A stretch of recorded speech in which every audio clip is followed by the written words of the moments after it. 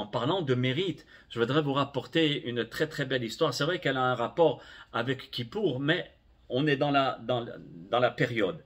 Et c'était un très grand rave qui s'appelait Rabbi Tzalé de Valojin et de Tzemach Tzedek. Un jour de Yom Kippour, ils ont décidé de faire la prière avec des soldats juifs et russes. D'accord, c'était des Russes. Et vous savez, mes chers amis, et nos pauvres Bnei Israël, quand ils étaient embarqués dans l'armée russe, la mer Rouge, impossible de s'en sortir. Non seulement qu'ils oubliaient toute leur Torah, parce qu'on leur obligeait de profaner le Shabbat, la Kashrut, le Yom Kippour, ça veut dire toutes les fêtes et toute la Yehadut en son ensemble, c'est-à-dire tout le judaïsme dans son ensemble, on leur empêchait de le faire parce que c'était des gens qui étaient athées et en plus anti-juifs. Et donc nos Bnei Israël qui étaient enrôlés dans l'armée russe, il restait pratiquement presque plus rien. Et l'armée, c'était pas 2 ans ou 3 ans, c'était 30 et 40 ans. Ils faisaient leur vie là-bas. On les prenait quand ils avaient 12 ans, même 11 ans, et on les embarquait dans l'armée, et ils oubliaient même leur judéité. Mais parmi eux, il y avait quand même, Baruch Hashem, des soldats qui ont lutté pour rester juifs, même dans un monde anti-Torah. Et donc, tous ces soldats-là, Baruch Hashem, se sont rassemblés pour faire la tefila de Kippour. Ok. Arrive, donc ils font Shahlit, Moussaf, Minha, et après Minha, il y a la tefila de Ne'ila, une fois par an. Donc c'est pas n'importe qui va faire cette tefila. Vous savez que le Shulchan Aruch, dans la halachot de Yom Kippour, Rosh Hashanah et même à Shaliach Tzibur, il parle des ministres officiants, où il dit on ne prend pas n'importe quel ministre officiant, surtout pour les fêtes. On prend quelqu'un qui a des mérites, et de 2, quelqu'un qui étudie la Torah. Donc ces 2 choses vont faire ouvrir les portes là-haut et accède la tefila sous le trône divin.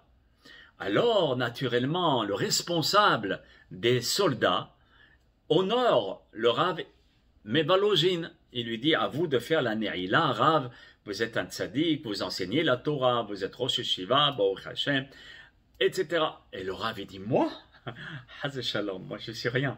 Non, non, regardez, là-bas vous avez un grand Talmid Chacham qui est le Tzemach Tzedek, Melubavitch. Un tzaddik, je sais pas tzaddik, qui me proposait lui à lui. Bon, ils vont voir le Tzemach Tzedek, il lui dit, regardez Rabbi, est-ce que vous pouvez faire la Ne'ila? Il dit, moi, Shalom, regardez, vous avez Rabbi Itzikil, etc. Et chacun se renvoyait la balle. Jusqu'à un certain moment où le Tzemach Tzedek, il dit, écoutez-moi bien. Ici, parmi tous ces soldats, j'ai entendu qu'il y a un soldat qui a atteint le niveau de tous les rabbanim réunis ici. On ne vaut rien devant lui. Et ce soldat-là, je lui demande de se dévoiler et de venir faire la tefila. Personne ne se dévoile. Alors il donne des détails. Il dit, bon, je vais donner un détail pour dire quel soldat je veux. Et il dit ce soldat a reçu des coups de ceinture, de fouet, des coups du feu, et il a des marques sur son visage et tout son corps.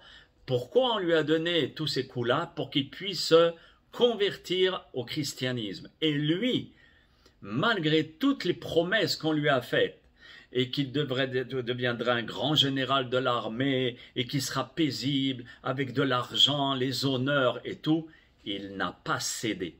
Et malgré tout, il a reçu tous les coups et les souffrances et les douleurs, et il a surmonté ça pour pouvoir rester juif. Cet homme-là, ce soldat, lui, est apte à faire la prière de la Ne'ila, et c'est évident, mes chers amis, que notre prière, elle va monter sous le trône divin, parce qu'il a des mérites plus que n'importe qui. Et c'est là où tout le monde se tourne vers un soldat qui avait plein de marques sur le visage. Et là, ils ont compris pourquoi il avait ces marques. Et peu connaissaient la raison. Mais si le Rav, il a dévoilé ce soldat-là, c'est pas pour seulement le dévoiler, mais c'est pour montrer à tout le monde que la tefila, ou bien n'importe quoi, peut donner des résultats par les efforts et par les mérites. Et c'est à ce moment-là où ce soldat se détache du groupe et il s'avance vers la bima, là où on fait l'office, vers le pupitre, et il commence à prier. Et il prie. Et avant de prier, excusez-moi, avant de prier, il s'adresse à Kadosh Baruch Hu, un soldat. Pourquoi je vous raconte cette histoire? Parce que moi je me suis dit, oh, à combien on peut apprendre de ces gens-là? Même s'ils ne connaissaient pas beaucoup de Torah, même s'il n'y avait pas un cours de Torah tous les jours, ou bien le Daf Yomi, et même pas un cours une fois par semaine, rien du tout, ni une fois par an, ni une fois quoi que ce soit. Mais ils avaient l'essentiel. C'était quoi l'essentiel? La Emouna. Ils avaient une confiance aveugle en Akadosh Baruch Hu. Malgré toutes les souffrances qu'ils enduraient, malgré les bisionotes, les hontes et les difficultés qu'on leur faisait, ils restaient juifs. Et ils avaient confiance en Akadosh Baruch Hu. Et cet homme-là, il s'avance vers le pupitre et il dit à Hachem, regardez comment il s'adresse à Hachem, comme son papa. Il dit, Abba Sheba Shamayim, papa, qui règne dans les cieux. Qu'est-ce que je vais te demander dans cette prière-là? Je vais te demander de l'argent? J'en ai pas besoin. Et personne ici en a besoin. Parce qu'on est sous l'égide du tsar. Et le tsar, qui est très puissant et très riche, il peut nous nourrir sans problème. Il n'a pas de problème. Et donc, je n'ai pas besoin de te demander la parnassa. Je vais te demander du linge pour me couvrir. Je n'ai pas besoin de linge. Encore une fois, l'armée nous donne du linge en profusion pour le chaud, pour le froid, pour tout ce que tu veux. Donc, te demander, ça sert à rien. Te demander des enfants, ou que mes enfants soient en bonne santé, on n'a pas d'enfants. On n'a pas d'enfants, on a donné notre vie à l'armée rouge et on est grillé. On ne pourra plus jamais se marier. Maintenant, on est dans un certain âge. Qu'est-ce que je vais te demander dans cette prière-là? Non seulement de demander le Mashiach, mais de demander qu'Akadosh Baruch Hu puisse être proche de nous, de vivre à proximité d'Hachem, d'être à côté d'Akadosh Baruch Hu. Et vous savez, on le sent. On sent que les portes, elles s'ouvrent. On sent que les choses s'améliorent. On sent la présence divine dans notre vie, que la parnassa vient plus facilement, que telle chose est plus facile à s'exécuter, etc. Les choses sont moins dures. Et qui fait ces choses-là? C'est de vivre en proximité d'Hachem. Les gens me disent, mais moi je ne suis pas à la hauteur de vivre en proximité d'Hachem. Ça, c'est les conseil du Yetzer Hara. Chacun d'entre nous, nous avons une âme, et cette âme-là a une seule chose, elle aspire d'être proche d'Akadosh Baruch Hu. Donc si on est proche de lui, automatiquement lui, il est proche de nous, et nous fait réussir dans tout ce qu'on entreprend. Et c'est ce qu'il dit ce soldat. Il dit, Hashem Yitbarach, fais à ce que tu puisses être proche de ton peuple, et de te dévoiler, et que tout le monde sache que tu es le Meler Haolam, le roi du monde. C'est ce qu'est la prière de Rosh Hashanah et de Yom Kippour, si vous avez remarqué.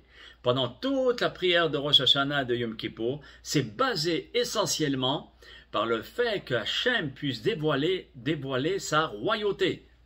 Point. Et pourquoi on insiste là-dessus? Parce qu'à partir du moment où il dévoile sa royauté, tout va se solutionner. Il n'y a plus de malades, il n'y a plus de problème d'argent, plus de problème des enfants, plus de problème de travail, plus de problème de soucis. Il n'y a plus. Parce que on est vraiment proche d'Akadosh Baruch Hu, et encore plus forte raison si Be'ezrat Hashem c'est le Mashiach. Et c'est ça, si vous voulez, ce que ce soldat a demandé. C'est vrai que sa prière n'a pas été acceptée, mais il l'a demandé parce que le Mashiach n'est pas là. Il n'est pas venu. Mais de vivre à proximité d'Hachem, ça, cette prière, elle est là. Et donc, comme elle est ici, on peut la recevoir. Et c'est pour cela qu'il faut le désirer. Pour pouvoir recevoir le mérite et aussi de vivre à proximité d'Akadosh Baruch Hu, alors qu'est-ce qu'il faut? Il faut le désirer. Si on le désire, les portes, elles s'ouvrent.